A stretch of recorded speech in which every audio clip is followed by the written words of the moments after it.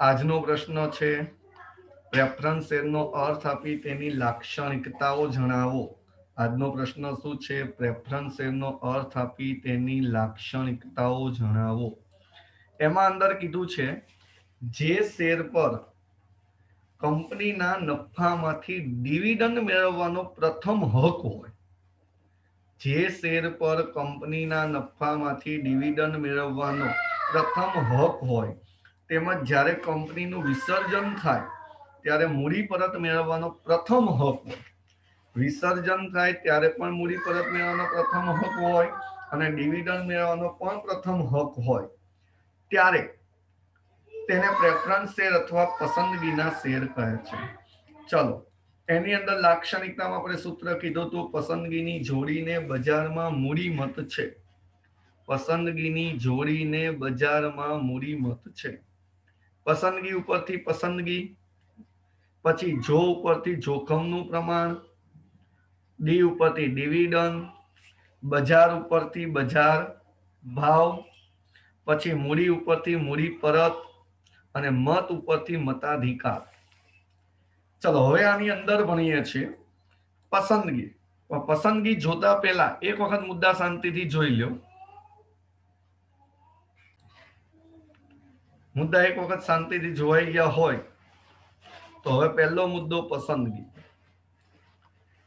પસંદગીમાં ધ્યાન આપજો, આપણે પ્રેફરન્સ શેર ભણીએ છીએ તો સ્થિર, નિશ્ચિત આવક અને મૂડીની લાક્ષણિકતા, મૂડીની સલામતી, ઈચ્છતા રોકાણકાર, સ્થિર, નિશ્ચિત આવક અને મૂડીની સલામતી ઈચ્છતા રોકાણકારો આ પ્રકારના શેર ખરીદવાનું પસંદ કરે છે।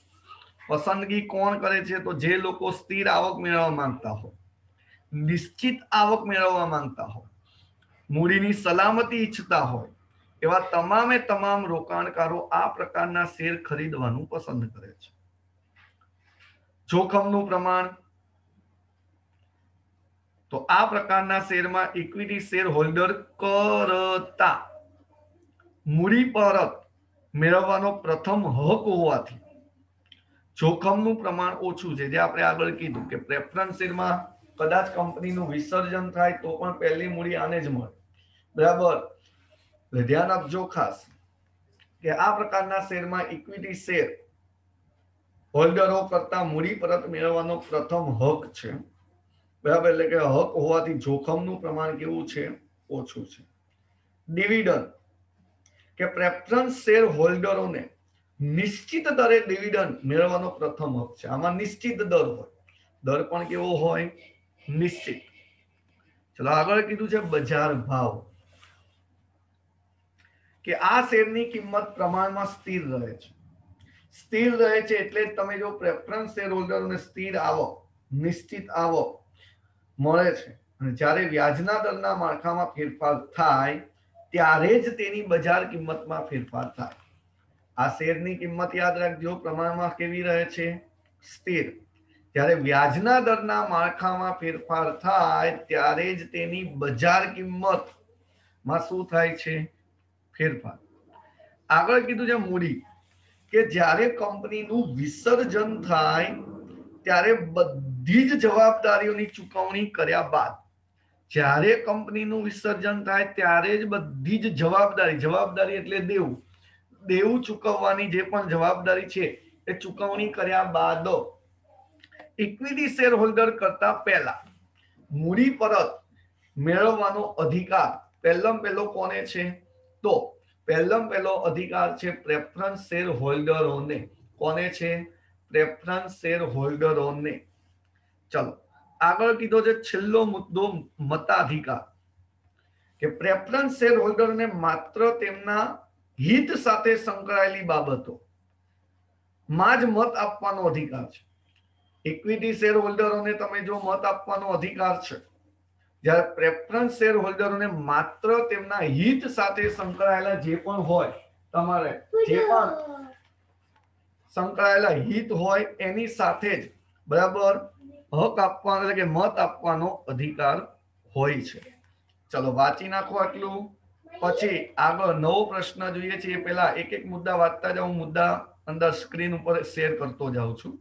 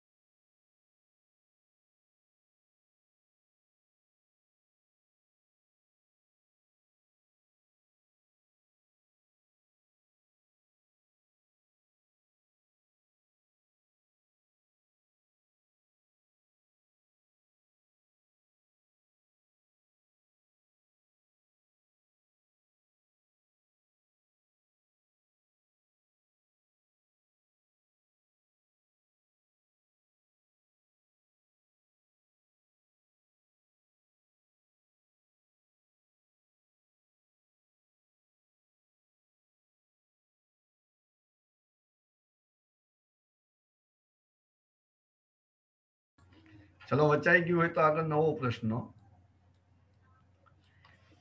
પ્રેફરન્સ શેરના પ્રકાર જણાવો. તો આપણે આમ તો આગળ ભણીને આવ્યા, પ્રેફરન્સ શેર બે પ્રકારના હોય.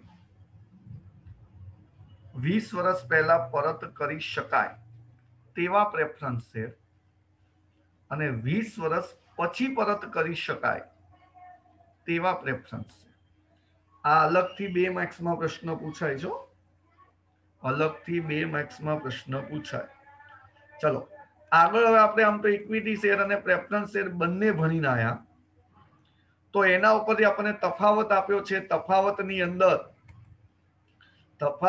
અંદર ટોટલ કેટલા મુદ્દા આપેલા છે? તો પહેલું આપ્યું છે, એટલે આમ જોઈએ તો 7 મુદ્દા જેવા આપેલા છે.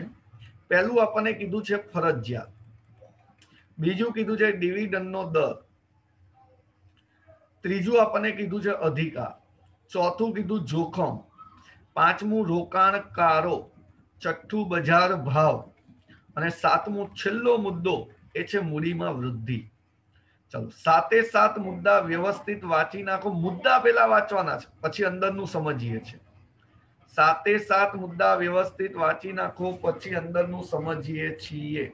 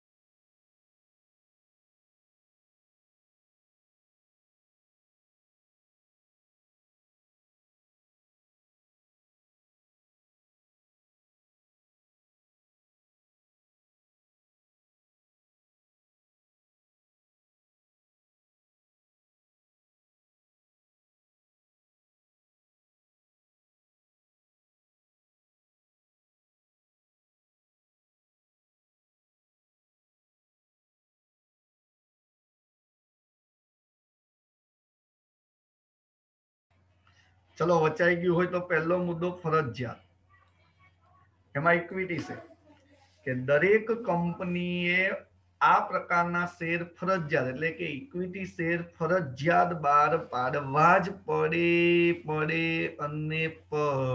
જ. સામે કીધું છે પ્રેફરન્સ છે, તો દરેક કંપની માટે આ પ્રકારના શેર બહાર પાડવા ફરજિયાત નથી.